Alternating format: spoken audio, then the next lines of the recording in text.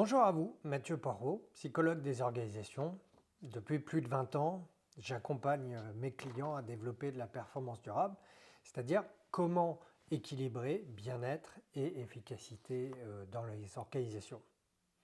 Alors aujourd'hui, je voudrais vous parler d'un concept qui m'intéresse particulièrement, j'ai développé depuis plusieurs années et dont je viens de terminer un livre, qui est celui des dettes psychologiques au travail. Et je voudrais montrer à travers des exemples et un petit peu de théorie comment on peut les surmonter dans l'entreprise. Alors je vais vous parler d'Emma, qui est contrôleuse de gestion dans une entreprise de haute technologie que j'ai reçue en entretien et qui m'évoque particulièrement ses dettes psychologiques. Elle est rentrée dans l'entreprise il y a 6 ans et depuis qu'elle est arrivée de manière généreuse, enthousiaste, progressivement, elle a développé justement des ruminations sur le fait que l'entreprise lui doit quelque chose par rapport à un sacrifice professionnel. Alors, il y a 3 éléments. Premièrement, elle a des chefs qui changent assez régulièrement au niveau de son service. Il y a une difficulté à stabiliser l'encadrement, ce qui fait que quelque part, à chaque fois, elle perd l'historique de son poste et son histoire professionnelle.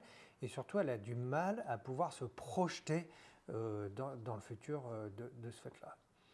Le deuxième élément, c'est qu'il y a des difficultés de logiciel dans l'entreprise qu'elle doit compenser, qui vont au-delà quelque part un petit peu de son poste.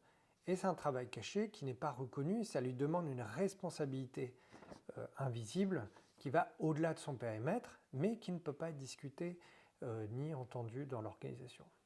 Et puis enfin, dernier élément, elle a du mal à pouvoir se projeter en termes d'évolution de statut. L'entreprise, normalement, devrait la faire évoluer, mais doit justement la conserver dans son poste parce qu'il y a des difficultés organisationnelles, donc elle n'évolue pas.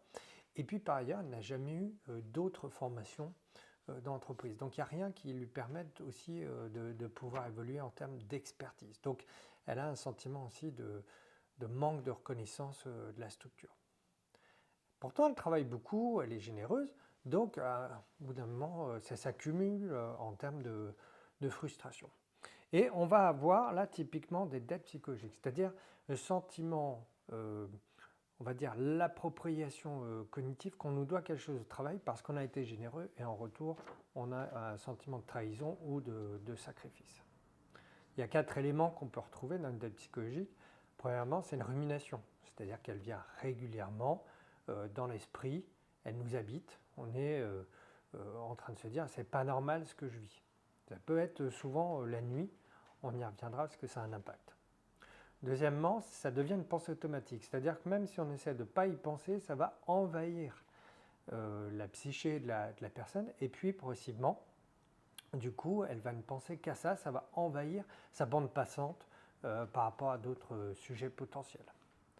Le troisième élément qui est important, c'est que c'est orienté vers un but. Ce n'est pas uniquement une émotion, c'est aussi une pensée qui a un objectif très précis qui est de recouvrer sa dignité, d'avoir un sentiment de réhabilitation parce qu'on a beaucoup donné, on s'est fait avoir, donc en retour ça a atteint quelque part son sentiment de dignité. Donc une dette psychologique a pour objectif de faire revenir la personne à un sentiment de sécurité existentielle et de dignité.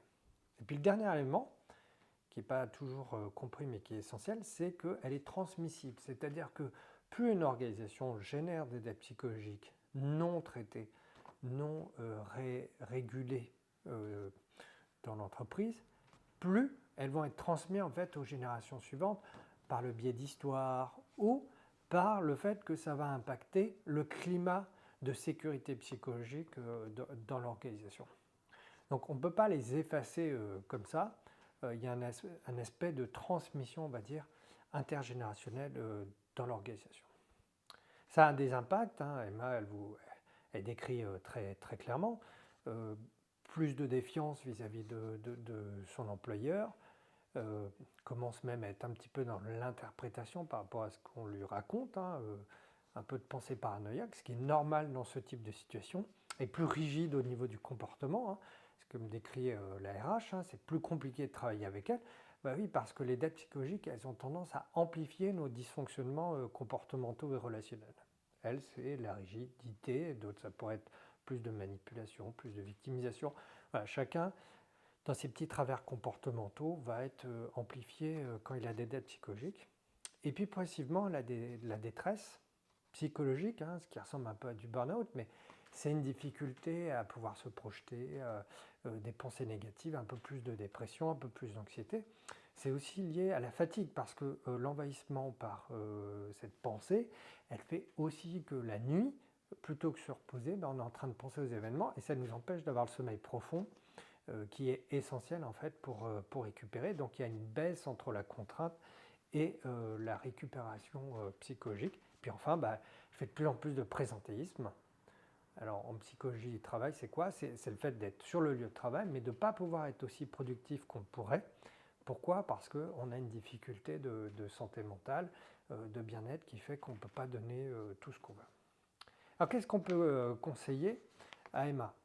Bon, premièrement, d'identifier ce mécanisme.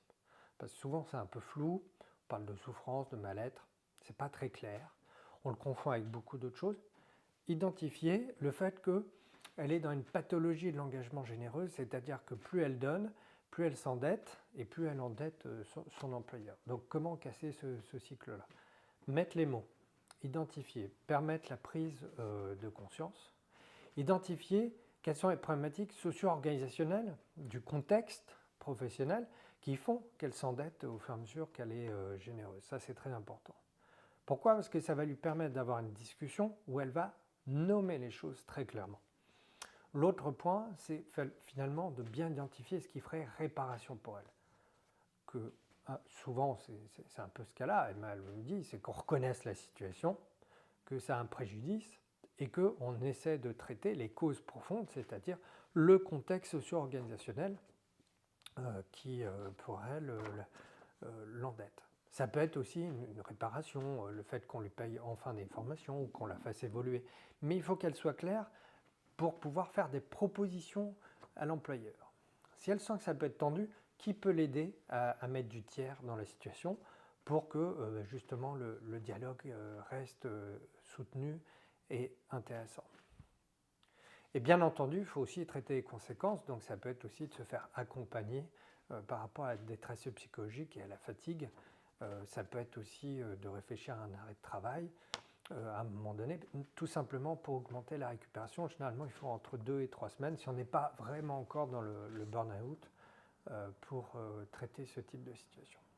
Voilà très rapidement une vidéo qui permet peut-être de synthétiser un peu cet élément qui arrive à beaucoup d'employés dans les organisations. Si vous avez d'autres questions, n'hésitez pas à les mettre en commentaire, à vous abonner à mes différents réseaux sociaux où je diffuse de plus en plus et je vous souhaite une très bonne journée de travail.